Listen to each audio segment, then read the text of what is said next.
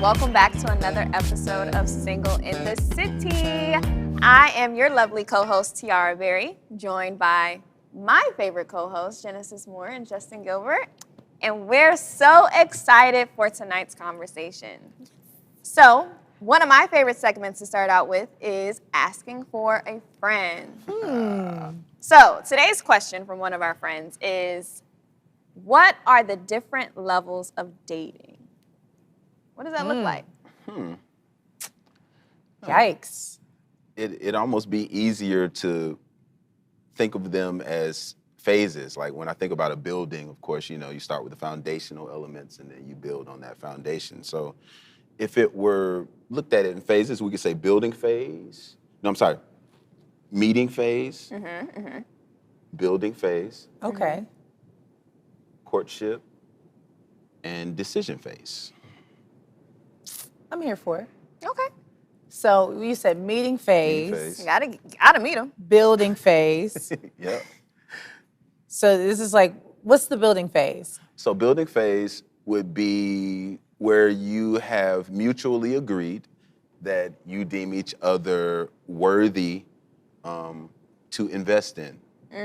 Okay. You deem this situation something that seems to be somewhere you can both grow and you're both comfortable with how it's going. So at that point, you're building. Oh, okay. Okay. And courting then becomes taking that phase a little bit more seriously? Absolutely. I think once we get in courting into a courtship, now we're kind of being very intentional about where our destination is.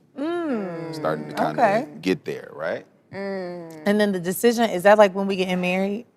Like that's when we get the ring? That's when, yes, yes. Everyone's favorite stage. Well, the ladies anyway, right? I mean, it should be the guys too. We the prize. Ooh, Come on. we're both the prize. Everybody's the prize. Yeah, we Everybody's are all the prize. prizes under the sun. So We are prizes in God's eyes. But seriously, with that being said, it seems like a lot of us, when we talk about the different stages of dating, don't get past the stage of meeting or the building. We don't even get the chance to build. Well, it's like, how long, my question is, how long is the meeting phase? Like, when is a time where somebody says, like, I feel like I've gotten to know you enough to know that I want to build something with you? And then, like, maybe, Justin, you can help us with this, but, like, what goes on in a guy's head to be like, this is somebody I want to build with? That's a great question. I think it's definitely on a case-by-case basis. Okay. But I think it's after you've established some very solid foundation in terms of things you've experienced, how things look through your lens, why you think the way you do. Can I share things with you? How do you respond to things? Like, I think once a guy's kind of hit those targets and determines that a woman is, someone that can work with him, that he can work with, then we now go from meeting to building. And what does the timeline for that look like? Because I think a lot of women tend to meet men and they think within the first 30 days, they know if they can see a future. And some guys feel like it takes 30 years. So give us a gauge of what the timeline looks like in dating. That is completely case by case. It's no one size fits all thing. You know what I'm saying? Like when you know, right? The ambiguity for me. That's the nature of dating, though, Well, right? I think men sometimes know before women do. I I don't think too. it takes men a very long time to be like, I think women wonder more. I want you. Yeah. But how do they want you? And do they know enough about you to really know that they want you. See, I think men are conquerors. And I think in the very beginning, they go after what they want because y'all pray and then y'all kill. And then once you figure out how much is it going to take for me to get her, y'all decide on what level of investment she's worth. Ooh, but I'm not really a man. Good. That's why you're here. That's interesting. I like that though. I agree with that. Like once you really get up on her, then you say, I'm willing to go 100% or 80% because sometimes men will try to shortchange you too. Yep. Really? After they get you though. Because After they'll they do it get all to get you. Yep, and then they shortchange you after that, and then they expect for, that to become, your standard of dating, and now that you with him, 80% is the cap. Not everything is not, if there was 100% to get. And see, that's why men need to allow women to earn their 100% instead of offering it out the gate, because this is the situation that you end up with. You've done too much spoiling, too much. So the expectation is there that you will do all of these things, and it's not as special as it would have been had you waited. But that's another, topic for another day. Okay, but waited till when? Is it like waited until we got to the building stage? Absolutely, because then you've determined that she is worthy of these things. How can I pour into someone and I haven't determined that they're worthy of that?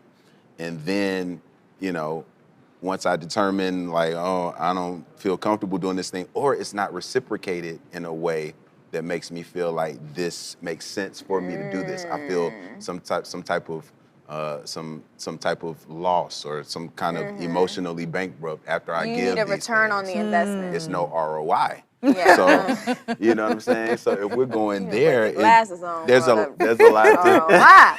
He said, I need a pipe. You know what I'm saying? But I think it's tough to kind of determine when is right. This is all case by case and all based on, I just had a thought. I think that a lot of times we as men are looking for trust when women are looking for emotional connection. So we're looking to be trusted. So sometimes we're looking to break down walls and have conversations about your childhood and where you've been, where you're from. But women are wanting that emotional investment. Say you'll be in a relationship with me. Say I'm the only one you're dating. You know what I'm saying? But it's like, wait, we haven't, it's a trade-off. And that a lot of times is that impasse that men and women encounter when we're kind of pre-building phase. Pre-building, yeah. Well, I don't all the way agree with that because I think that there are a lot of men that are guarded too. Okay. And then they get through to you're trying to build up that trust with them because I'm naturally, now this is just for me, I am naturally, I can admit, a guarded person when I first meet someone, right? I'm not very much so, let me tell you all my business and everything about me. Because I want you to love me. No, that's not me. Yeah. I'm like, what you doing? What you got going on? Why are you doing it like that? Type of person. So then when I get to a point where I think like, okay, this person might be enough for me to invest that level of trust in them, it doesn't always. Then men sometimes can get very guarded, and then then it becomes like a battle of the timing. Yeah. And then if you're not in sync on the timing of now I'm ready to open up, but now you're closed off, so now I don't want to do it anymore. It gets weird. This happens every day. And then so then what do? Do you just throw it away? Do you ever get to the next phase? I think we have to consider the fact that we don't pay enough attention to the timing when we're dealing with people, when we're dating, when we're getting to know them, when we have what we want versus what they have what they want. I think when it comes to dating and relationships, we don't really explore where people are in their lives. Are they ready for this right now? Are they ready for what you want? And how soon enough or late enough is it for you to present what you want and they present what they want and you guys have that conversation? Is that something that you talk about on a first date? Definitely not. Not a first date. But I do think that it's important to talk about it in the meeting stage. In that way, not everybody's time is wasted. So it's like maybe around like the third or fourth date, it should be a conversation on what are you really looking for? Where are you at just in your life?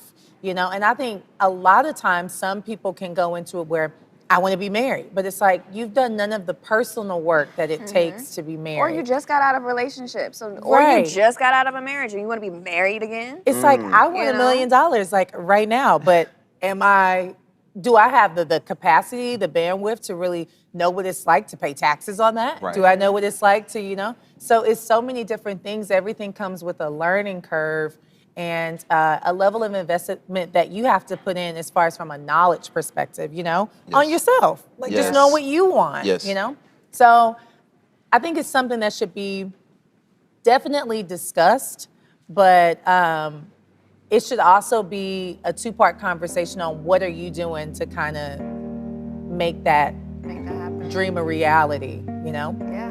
Wow, that was absolutely thought-provoking, Genesis. Wow, thank you. Stay with us, folks. We're gonna take a brief commercial break. We'll be right back after these messages.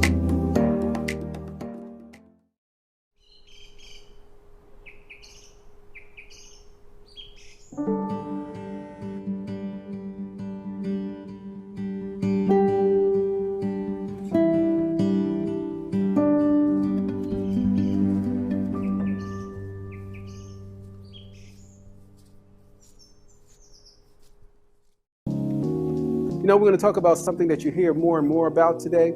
Seems like you hear about it more than we ever did before, and that's dementia. It's not just old folks' disease. It's not just old folks need to worry about it. Anyone can get dementia. You can get it as, we have people that's in their 20s and 30s that have been diagnosed with it. And then also, if you don't have dementia, you may be a family caregiver or care partner, and you're still impacted, and you still need to know about the disease so you can be able to better support your family or friend that is living with dementia.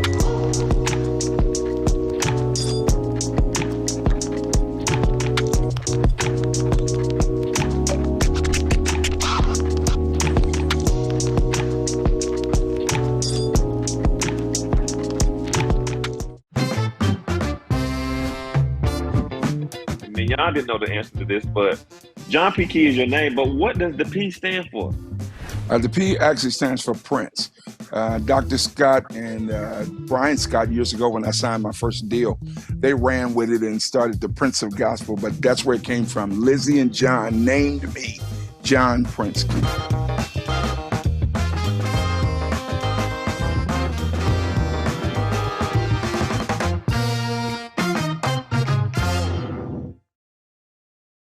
All right, so now I kind of want to switch gears a little bit. Okay. Okay, so everybody's talking about dating and where we're going, what we're doing. I want to talk about the difference between entanglements and situationships. Let's be clear about what that is. All types of ships. Shipwrecking over here. Titanic, man. Especially if you live in Atlanta. Yikes. Yeah, all over the world. It's tough. Yeah, it's tough. I think when I think about an entanglement, I think about the fact you're trying to be as upfront with everyone as possible. When I think of entanglement, I think of multiple people. Okay. Mm-hmm. I think you're literally tangled within something that feels bigger than yourself. You're trying to please other people. You're trying to please yourself. It's the old term, having your cake and eating it too, if you ask me. But similar to having your cake and eating it too, you can be in a situationship. So I think there are some lines that cross with those, but I think a situationship is between you and one other person and what you have going on. And I think an entanglement is what you have going on with several different people that you're trying to make work. I agree. That's very And good. I don't know if you guys saw this on social media, but Kirk Franklin had this video where he's talking about when the guy gets married and he's had these different types of women in his life while he was dating that one woman. And then you get married and you put all that pressure on her and how she crumbles under that pressure. Did you guys see that video? I did see something like that. So I look at that as a perfect example to describe like entanglements. Like entanglements are things where, like you said, like we're dating, but we've been dating like, you've been dating me and 5 other women this whole entire time. We have not gotten out of one of these phases of dating, We are stuck. And because we're stuck, now it's causing all these different emotions out of me. Yeah. emotions out of you that you might not even be willing to give because of my emotions. Wow. You know, and now we're in this kind of like phase of, do we stay together? Do we not? Should we just call it a quits? Like, you know what it is? Do we cut everyone off for each other? When does that happen? When does that happen? When do I say, you know what? I'm done. I'm out the league. I'm done playing. It's just you. Justin, when do y'all say that? Courtship phase. Courtship. Oh, courtship. Okay. Okay. Courtship phase. This is Which third comes phase. Yes. directly after meeting and then building. So Yeah. meeting, building, now we're in courtship. Now you have said, I'm focused. you are my lady. Come on. That's what you said, right? Yeah, that's the one. So I think the difference between these situationships and relationships or whatever, that's not it. What is it? Situationships and entanglements. Yeah. I think, okay, first of all, they're all relationships. And the only difference between any relationship, the one we have with our postman, with our parents, is the parameters and the expectations. Okay.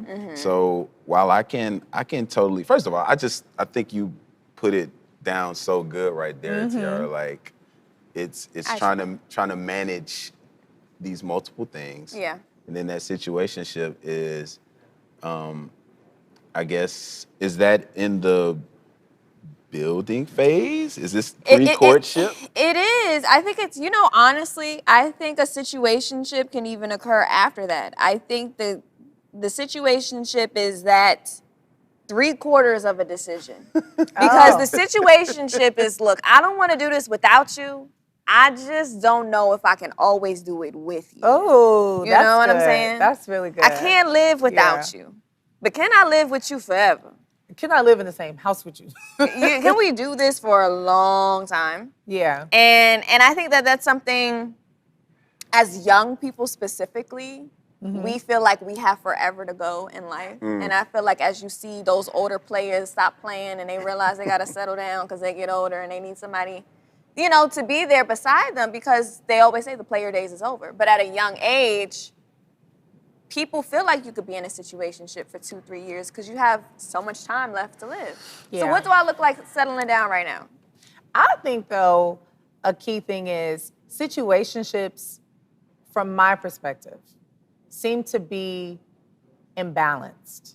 They're never like a balanced way of dating. It's always like somebody is more invested than the other person, or there's like a disconnect on what you want, what I want, but we're still here because we feel like it's, you're giving me 60% and I don't, if we're going off the 100 scale, and it's like, I don't really want to go back to 0. I mean, I've been here for 2 years, 3 years. Do I really want to give up that time? Maybe you'll change next year. Maybe something in your life will happen. So I think that's the imbalance of a situationship, is kind of like the waiting on the other person to come around. To come up. So Justin, do you feel like you've been in situations as the man at the table where a woman has been giving more than you've been giving and felt pressure to come up to where she is, or try to level set her to come down to where you are?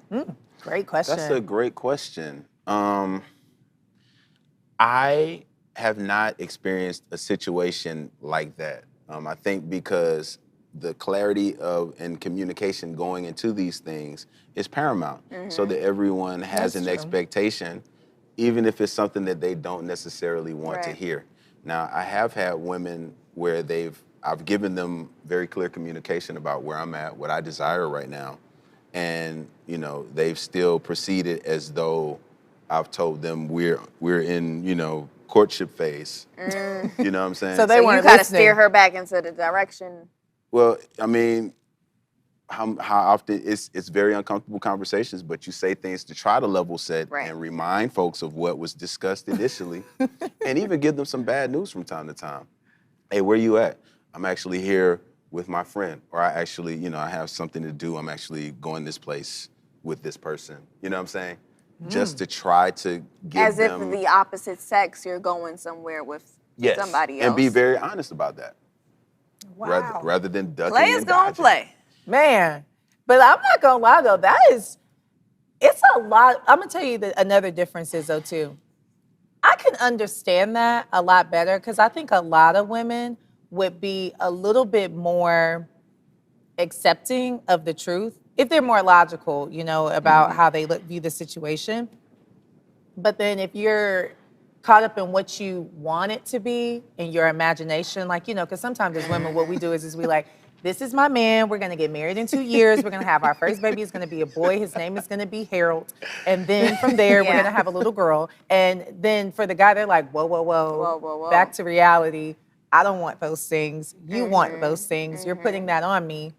But when you have that certain level of communication, I think for men, it's a lot more women that would respect that as opposed to the line. I'm going to tell you something. I'm not only going to respect it, I'm going to reciprocate it. And I think that's when men start to feel some type of way. Because now we in a toxic situation because you going out with her on Thursday, and I'm going to say, what restaurant y'all went to? And I'm going to be dead with somebody else on Friday. See, and the same waitress going to be like, y'all going to come here together on Saturday. But the thing is, we're not the same. And yeah, you could do what we do, but what's your why behind why you're doing it? And it's not allowing you to show up authentically in whatever situationship that is, or whatever you got going on there. Be in balance. So you know what I'm saying? So I just think it's about managing expectations because I'm not going to be sitting at home waiting for somebody to call me and I know they out with somebody else. Then they don't need to be your man. Yeah, he not. Exactly. He's not. He's not. Yeah. Well, I mean, I'm saying like, here's what I think. Okay. And maybe this just comes from me kind of like, I've had different types of relationships with different types of people, you know? So if something like that, I think that's a huge part of knowing yourself. If that's a deal breaker and that's not the type of relationship that you see yourself being in, and it's almost like soil. Like, women, we're flowers, Yeah. If that type of soil that man is providing is not giving you the best opportunity to grow into who you want to be, Right. It's okay to be like, love I'm you, good. but not right now. What Yeah. Erykah Badu say? Next lifetime. Yeah. And walk away. And I think once you walk away, and even though I was having fun with it, you match that energy. They're gonna do something. It's not gonna stay the same. They're either gonna leave you alone or they're gonna step up. But they're not gonna keep wondering if you out with somebody else while they're dealing with you. Because men are too territorial to act like that. They gotta know, are you theirs or are you not? They always have to know. Women, we can live in the ambiguity because we want them so much and we have those feelings and emotions. But men tend to be more logical when it comes to relationships. You either my girl or you not my girl. Or you know what? Here's Justin's favorite word. Territorial when it comes to those things. Come on, Alpha. He had the whole acronym on the last episode. He did. They tend to be a little more territorial, especially when it comes to women. Nah, this is all cap. Like the caps lock has been hit, and this is just not true. Everyone knows that women are more territorial than men. That's another story for a different day. Oh, of course. Well, I think a lot of times women might get into these situations because they are thinking about the potential of the person instead of the reality of what is and what this person has shown you. So you know what I'm saying? And I think that's you guys' nurturing ability coming alive. That's a beautiful thing. But sometimes it leads you to funny places. Well, while you're right there, Justin, everybody, we are so happy that we are having this conversation. But look, we're going to go to a brief commercial break and we'll be right back with more Single in the City. But that was one of my favorite moments of this season. Oh my God. Look, and Maria is turning red over here. Right. He just went in on me for real. I'm like, oh my God.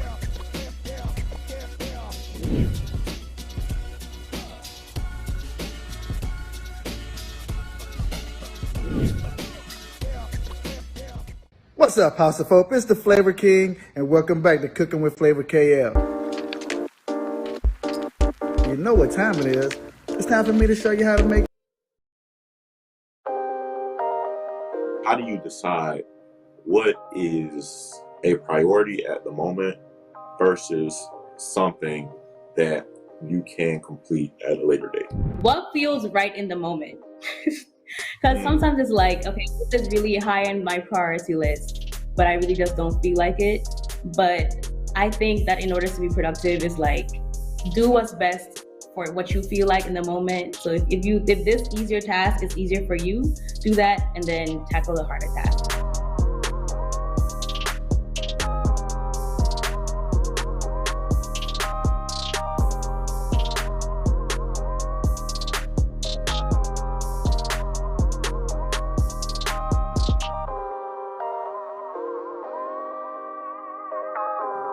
Hello, everybody, and welcome back to Single in the City. We now have been having like the best conversation. I'm really, really enjoying this. But about the different levels of dating. And we got some questions from some of our viewers, and I want to see what you guys think, okay? Let's go. Number one is, do you say on a first date you're dating to marry? Is that something that you overtly say, I'm here and I'm dating to marry? I say no. I think that gives way to some, like, I think that provides some type of, it seems kind of a bit serious. Yeah. And it seems... too much expectation. Too much expectation. And that kind of gives me vibes like... Get an appetizer. Listen, just chill. Do you like salsa or do you like ranch? You know? Ease me into it. Let's just have something first before we go into the I love yous. I don't like that at all, I'll be honest. I think it's a little boxy. Mm-hmm. And when I say boxy, I mean like, you know, these are my boxes. I'm trying to check. I want to get married. It's by this time. Do you do this, and this? Or are you this, and this? And then it's like all this unwarranted pressure to the other person. Like, let me try to be this way because this is what this person is looking for. Yeah. Am I stupid if I Now, don't? I remember on a first date, and it's the person that I've been with them for a while.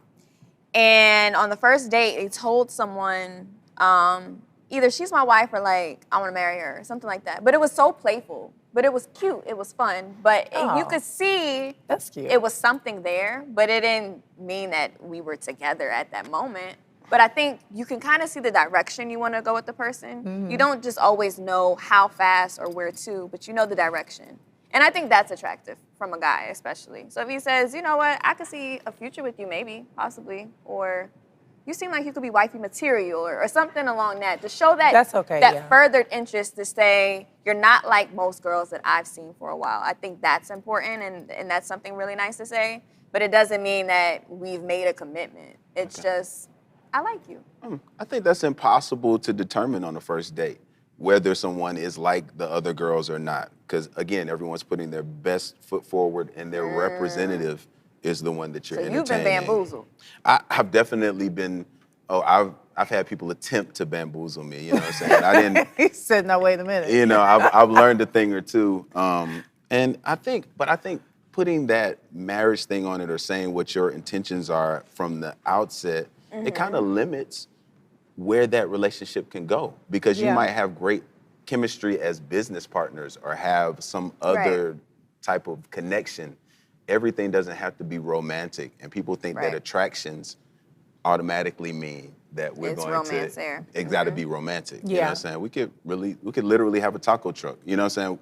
But we flow well together, and we get each other. We make money together. You know what I'm saying? It could totally be that. I want to make money with you. Which is why people have those work wives and work husbands. Hey, all the time. I mean, hey, it's a thing. Okay, so look, let's get to our next one. I love how we were talking about this before the show, but is texting on a first date, is that rude?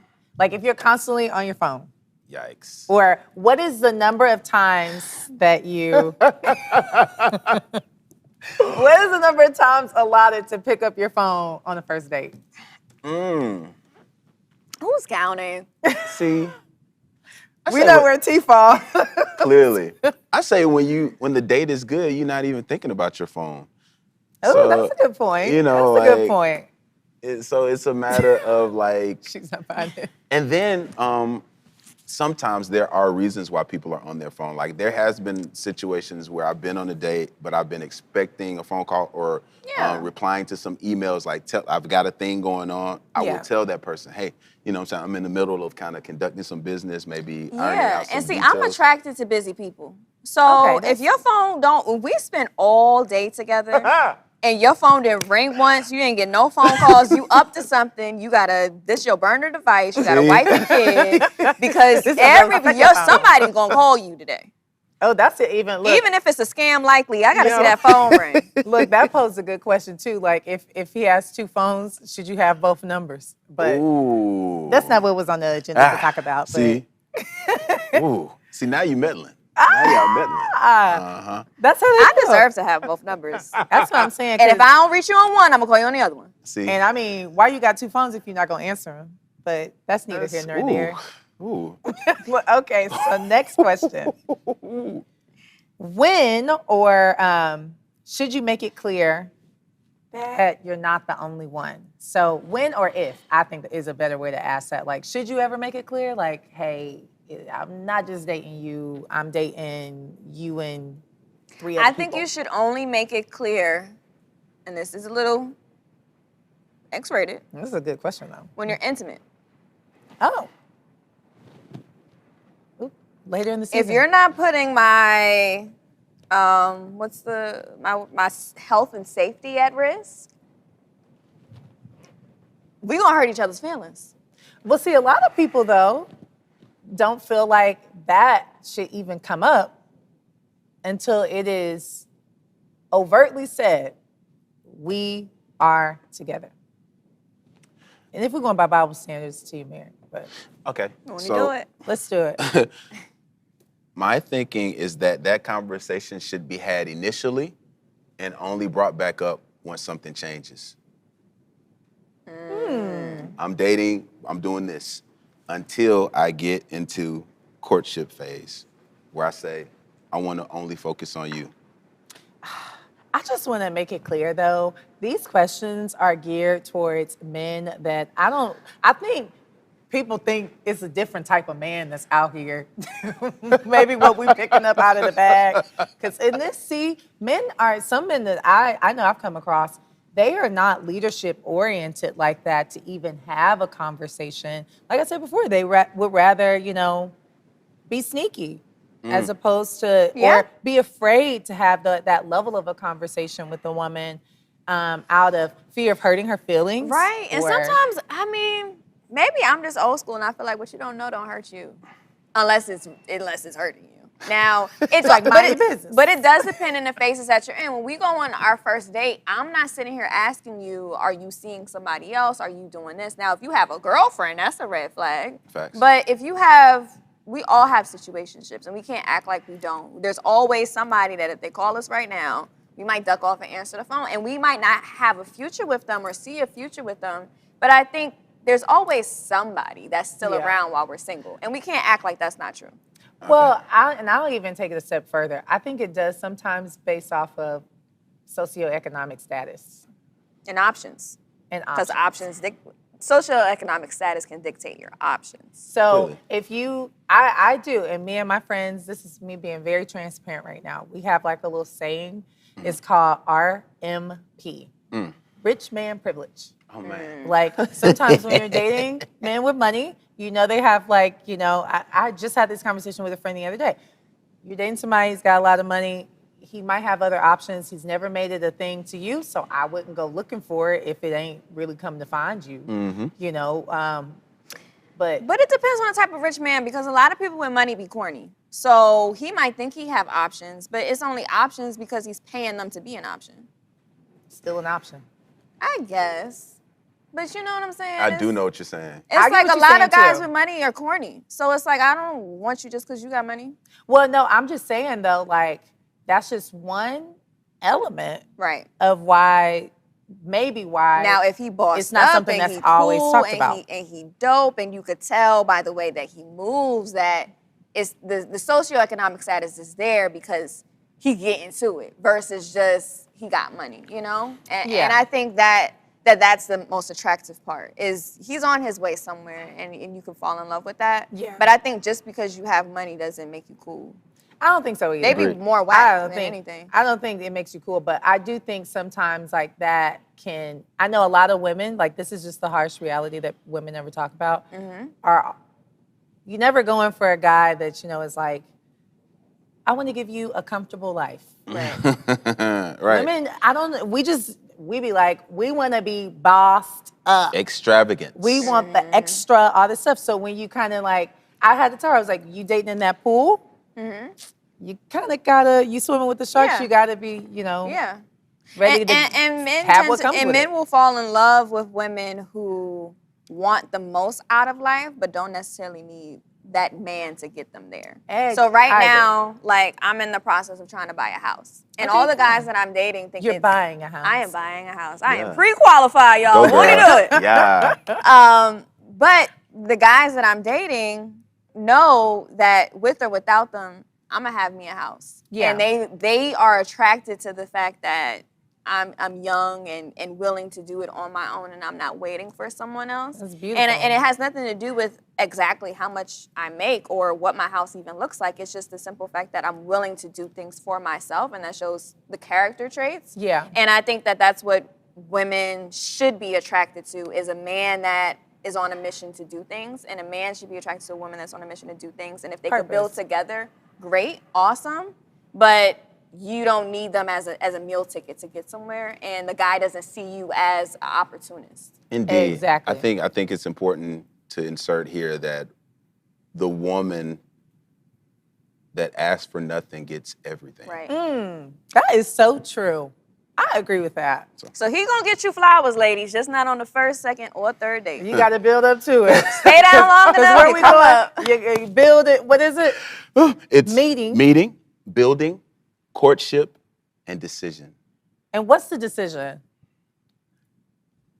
Yes or no? At that point, I do or no? I do or not.